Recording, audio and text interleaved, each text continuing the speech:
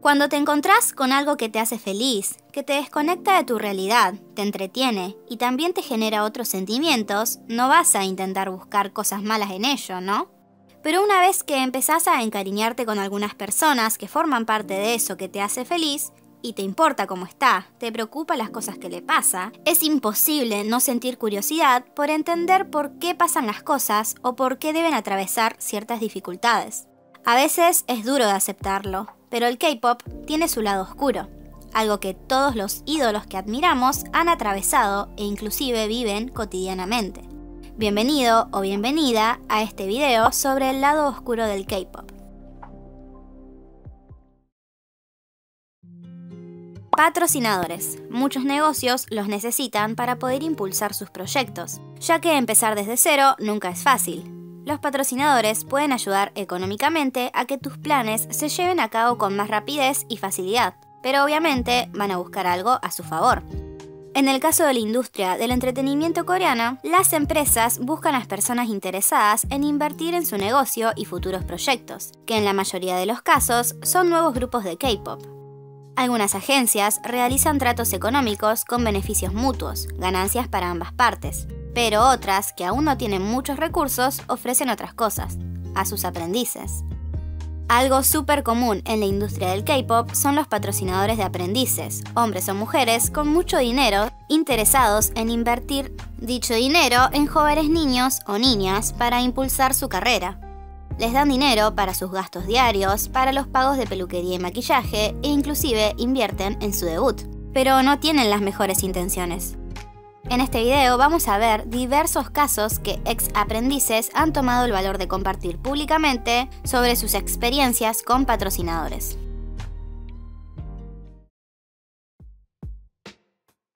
La reportera Kim Myung-sung ha revelado importante información sobre cómo se manejan las listas de patrocinadores de grupos femeninos.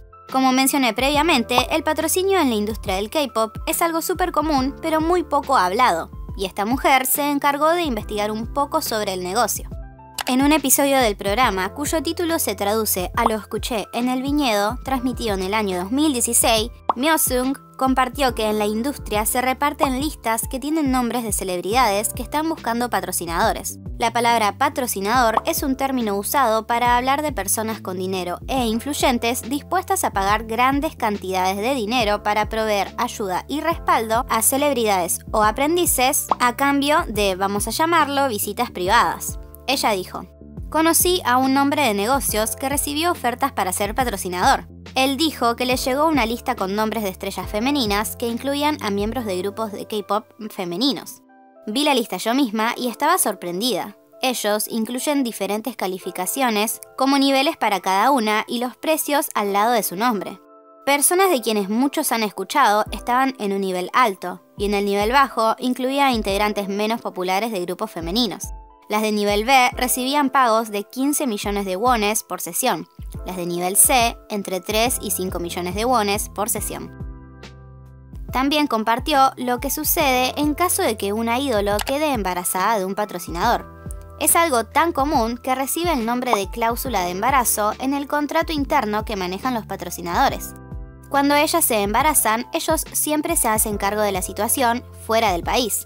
La situación sería terminar el embarazo. Además, gastos separados para eso están incluidos.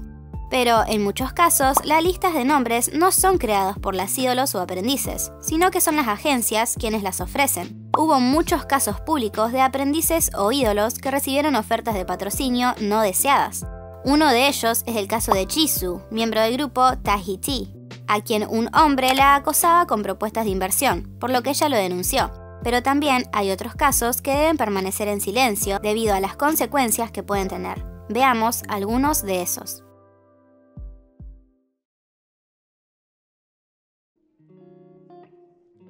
En el año 2017, una persona bajo el anonimato, quien declaró ser una ídolo de K-pop, compartió una historia horrible que pasó antes de su debut.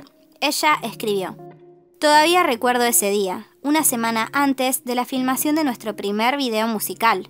El director ejecutivo de nuestra empresa nos dijo a todas las miembros que vayamos a un bar a pesar de que teníamos menores de edad en el grupo, 3, incluyéndome a mí. El dueño del bar no se molestó en mirar nuestras identificaciones, sino que nos dirigió a la habitación en la que estaban sentados nuestro director ejecutivo y otros 4 hombres a los que nunca habíamos visto. Nuestro jefe los presentó como personas que nos ayudaron mucho a debutar, por los que les agradecimos sin ninguna sospecha. Pero de repente, uno de los hombres señaló a una de nuestras miembros y le dijo que le sirviera su bebida, bajo la excusa de que el alcohol sabía mejor cuando lo servía a una mujer. Pensándolo bien ahora, era extraño, pero todo lo que podíamos pensar en ese momento era que éramos un grupo que se preparaba para debutar y todo podría desmoronarse si algo salía mal. Así que servimos sus bebidas. Todos los hombres tenían entre mediados y finales de los 40 años.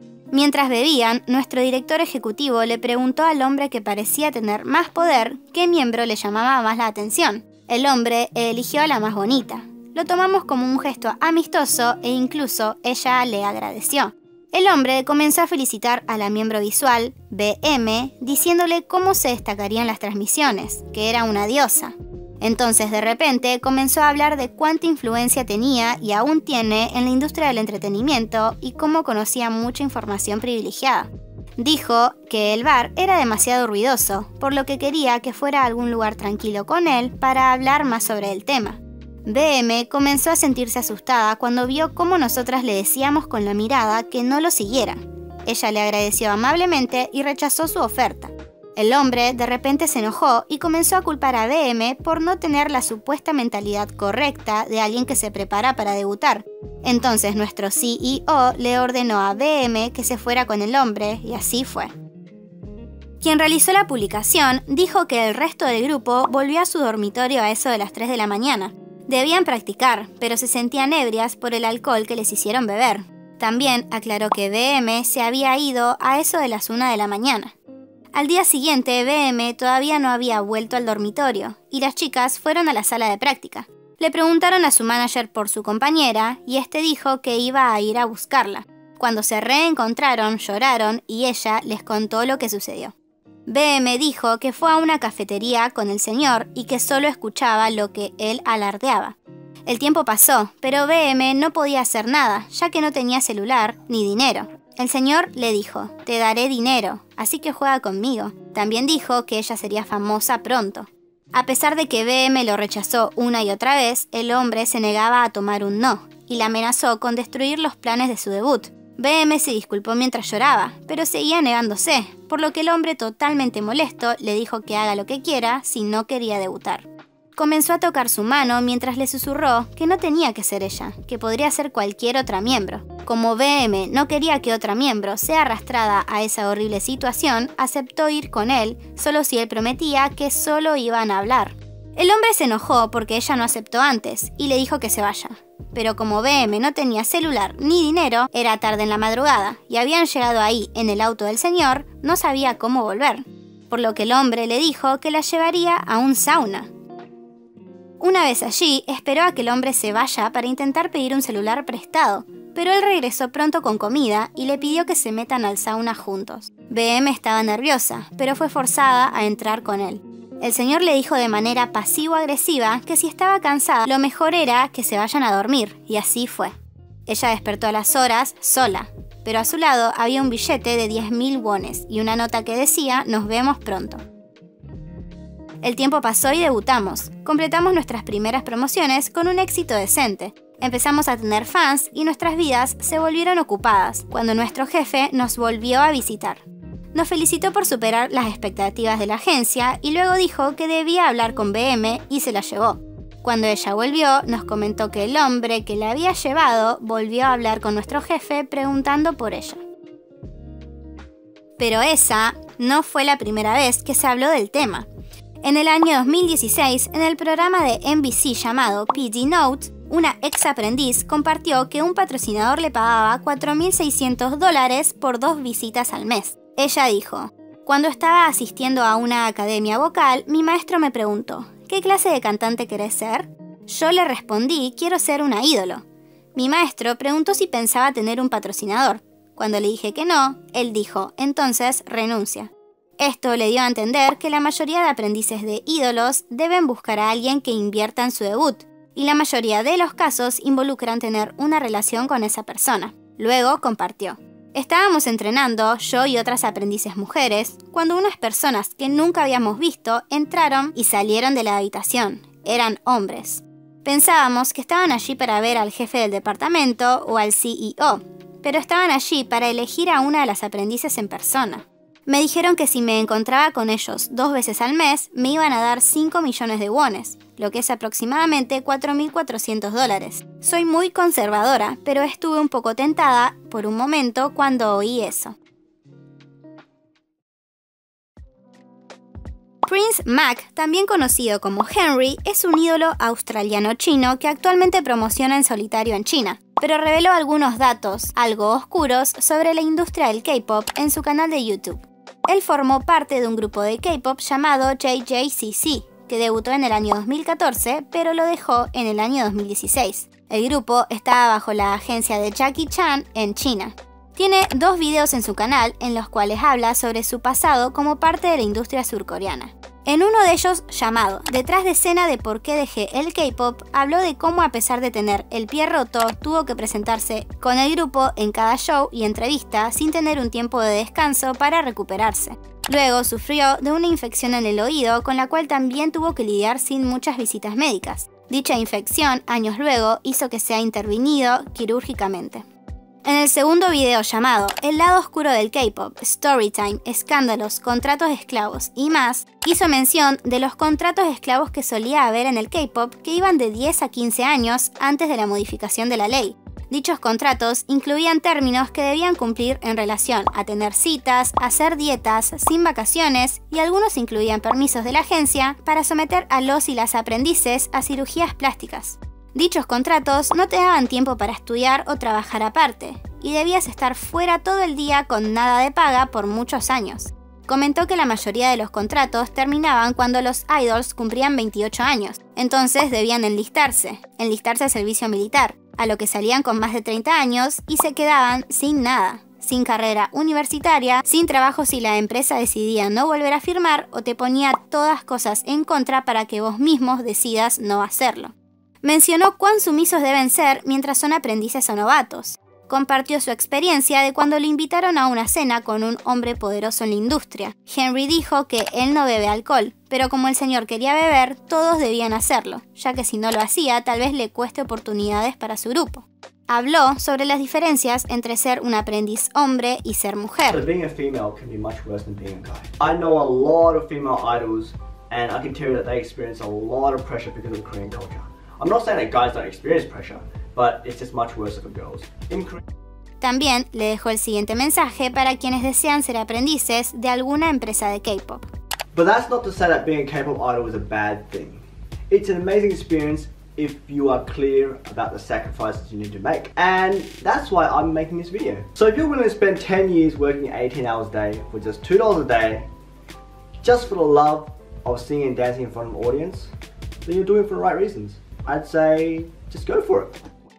En un tercer video sobre el tema llamado ¿Cuánto dinero hace un ídolo de K-pop?, mencionó cómo solo las agencias más grandes pagan a los ídolos apenas debutan, pero el resto no. Cuando debutan idols nuevos, el dinero que ganan va a un depósito que se usa para pagar la deuda que se generó al invertir en su debut, lo que incluye prácticas de baile, canto y actuación, alquiler de vivienda, producción, grabación del video musical, promociones y otras cosas. Dependiendo del tiempo que tengas como aprendiz, usualmente ese tiempo va a durar la deuda, ya que el dinero que se genere en presentaciones, ventas o conciertos, la agencia se queda con el 90% y el artista con el 10%. 10% que va directamente al depósito para la deuda. Aunque sea $100 lo que ganen en una presentación, el artista solo se queda con el 10%, que tiene que ser dividido entre los miembros si se trata de un grupo. También dio el ejemplo de AOA, quienes después de 3 años de debutar pudieron pagar su deuda y tuvieron su primera paga para uso personal. Un aprendiz masculino que se mantuvo en el anonimato reveló en el programa PD Note su experiencia con un sponsor. Explicó que una persona de su agencia le presentó a una mujer diciéndole «Es difícil ser un aprendiz, ¿no?», invitándolo a comer y diciéndole que alguien se les uniría en la mesa. Dijo que esa mujer empezó a darle regalos y dinero. lo que iba de $70 a $180 en un principio, por lo que cayó ante la tentación de aceptar, ya que no tenía otra fuente de ingresos en ese momento debido a que se dedicaba solamente a practicar para su debut. Luego de unos encuentros, la mujer comenzó a ofrecerle más y más dinero, llegando a una cifra cercana de los $1000, y lo alentaba a que acepte diciendo que era un regalo. Pero luego el aprendiz dijo: luego de 4 meses me envió un mensaje que decía: estoy muy sola últimamente, ¿podrías venir? A lo que respondí: pero tenés marido. Y ella respondió que su marido estaba en un viaje de trabajo. Usualmente quieren contacto físico o te piden que te quedes una noche. Le dije que no pensaba que era lo correcto, que a pesar de que acepté su dinero, aceptar eso no era lo correcto. Le prometí que tendría éxito y que le pagaría todo de vuelta en el futuro, así que le dije que no me vuelva a contactar.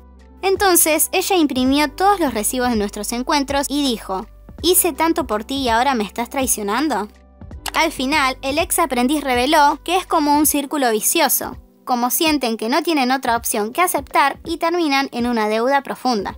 Las personas de nuestro alrededor nos dicen: solo acéptalo, te están patrocinando. Al final me di cuenta que acepté cerca de 2 o 3 millones de wones y terminé con una gran deuda. Lo que considero como una de las peores cosas es que los y las aprendices ni siquiera pueden sentirse a salvo dentro de su propia agencia. Además de los contratos injustos y de las exigencias que atraviesan, la cantidad de casos en donde los directores ejecutivos de las agencias han abusado de sus aprendices da terror. Un caso horrible es el de Jang Suk-woo, ex dueño de la agencia Open World Entertainment. El hombre fue arrestado en el año 2012 por ser sospechoso de abusar a las aprendices femeninas de la agencia, como también de obligar a los aprendices e ídolos masculinos a hacer lo mismo con ellas. En mi video llamado Ser mujer en el K-pop hablo en detalle sobre el caso, así que les invito a verlo. Pero ahora veamos solo algunos de lo mismo. Un director ejecutivo de una agencia, a quien se hace referencia como A, fue declarado culpable de agredir sexualmente a un aprendiz y sentenciado a prisión en octubre del 2016. En enero del 2017 se revelaron detalles de la causa y que también le ordenaron al señor cumplir 40 horas de cursos de tratamiento de violencia sexual, además de su sentencia en prisión. Revelaron detalles que no considero que sean necesarios compartir en el video, pero el primer acercamiento inapropiado del director de la agencia con la aprendiz fue bajo la excusa: quiero verificar si te has sometido a una cirugía plástica en tu pecho. Lo peor es que durante el primer juicio, que tuvo lugar en octubre del 2016, el tribunal determinó originalmente que el testimonio del aprendiz sobre la agresión no era lo suficientemente creíble, afirmando que la chica, llamada B, continuó trabajando en varios eventos y firmó un contrato exclusivo con la agencia. Por lo tanto, el tribunal dictaminó que A era inocente, algo que los abogados de B apelaron inmediatamente. Por eso se llevó a cabo otro juicio ese mismo mes y el tribunal finalmente falló a favor de B. Declararon que A usó su posición como director ejecutivo para explotar persistentemente a una aspirante a cantante y no mostró signos de remordimiento por sus acciones al declararse no culpable. En mayo del 2017, un CEO, o sea el director ejecutivo de una agencia de K-pop, fue arrestado por hacer negocios con aprendices de su agencia. El señor, cuyo apellido es Kang, fue sentenciado a 20 meses de prisión y multado con aproximadamente $17.800 luego de haber sido acusado con cargos de prostitución. En el año 2010 había sido condenado a prisión por lo mismo, organizar servicios de este tipo a hombres de negocios, y solo 2 meses después de que lo liberaran volvió a estar preso por lo mismo. En este último caso, fue arrestado y sentenciado a prisión por intermediar a 4 de sus aprendices con un rico empresario coreano en Los Ángeles entre febrero y mayo del 2015. O sea que hacía negocios ofreciendo a jóvenes chicas de su agencia como pago. Esto es considerado como otro caso de patrocinador, pero sin el consentimiento de las chicas, ya que el beneficio era en sí para la agencia. En el año 2019, otro director ejecutivo cuyo apellido es Lee fue sentenciado a 5 años de prisión y a un programa de terapia de 80 horas sobre agresión sexual, luego de que se haya confirmado que durante varios años había estafado y agredido sexualmente a aprendices de la agencia bajo la falsa promesa de garantizarle papeles en dramas. Posteriormente, Lee le pidió a cada aprendiz que pagara más de 200.000 wones por un contrato exclusivo. Por eso fue acusado tanto de fraude como de asalto. También el hombre cargará con una etiqueta de abusador sexual solo por 7 años, pero además se le prohibió trabajar en instituciones que involucren a personas menores por 10 años. Personalmente considero que estas cosas deberían ser por el resto de su vida, pero bueno, allá la ley surcoreana.